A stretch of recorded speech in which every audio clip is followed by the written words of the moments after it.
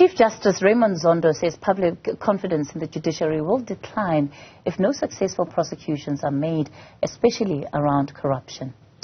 He says that if graft is not dealt with in South Africa, soon there may not be a country left to call home. He spoke to Newzroom Afrika earlier today and also discussed the issue of corruption as well as the conduct of judges, the state capture inquiry and the future of a democratic South Africa. Ahmed Kajee has more. Chief Justice Raymond Zondo says concerns about high levels of corruption suggests that current attempts to fight corruption aren't working.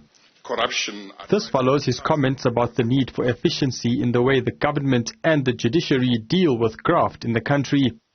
Zondo says he found it alarming that PPE tender corruption was taking place at the same time the commission into state capture was taking place. One of the things that was very, very strange was that while I was hearing evidence of corruption and state capture during the time of the commission, people had the temerity to engage in large-scale corruption involving PPEs during COVID. That said to me, it means that it meant that people were looking at what the commission was doing, despite the fact that the commission was uncovering extensive corruption. It meant that they didn't care. But it's like they knew something that I might not have known at that time. Namely, that the commission can hear evidence, it will make whatever recommendations, but we know that nothing will be done to us, so we can continue with corruption. Zondo also raised concerns about the slow prosecution of those implicated into state capture, saying it could deter witnesses from coming forward in the future. We are not saying that the president must agree with every recommendation of the commission, he must agree with every finding, but he needs to make an assessment and make a decision and tell the nation, I agree with this, I don't agree with this, if that is how he was to deal with it. But otherwise people get concerned to say, what was the point? And those witnesses who gave evidence, they must be wondering, why did we waste our time and go and give evidence against a minister? Look, he's sitting pretty as a deputy minister and nothing has happened to him. So next time we want people to go and give evidence about corruption and state capture and people don't want to, we must not be surprised. People are getting killed when they want to go and give evidence and help the courts to deal with crime. They get killed. And people are going to ask the question, what is it worth to take all of those risks? Because nothing happens.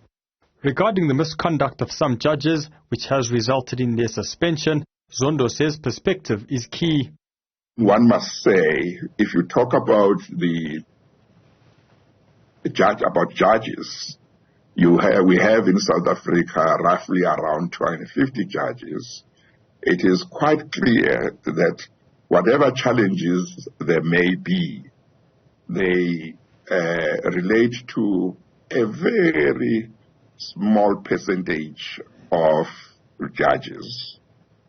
And of course, at a certain stage, you might have accusations, you might have allegations which may later on not be proved, so one must always bear that in mind.